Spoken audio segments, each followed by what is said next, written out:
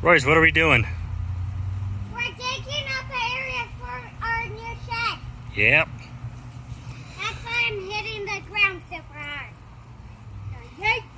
So this is a high point, so we're going to have the concrete be roughly grass heights right there, and then right here, probably by this back corner is going to be sticking out. It's probably going to, I don't know, 6 inches of concrete in the back. So that's the plan. We got to get rid of this grass first.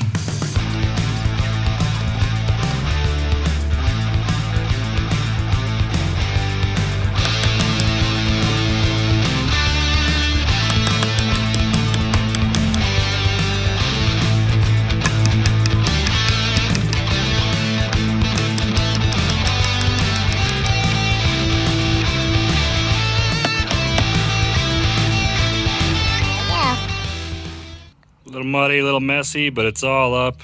We got stakes everywhere, and everything's up to level. We doubled up the form over there just so we don't have too much spilling out. The next step is we're going to put a couple of deeper spots, particularly in the corner, probably a couple like on either side of where the door is going, just so we have a little more structure around the whole thing.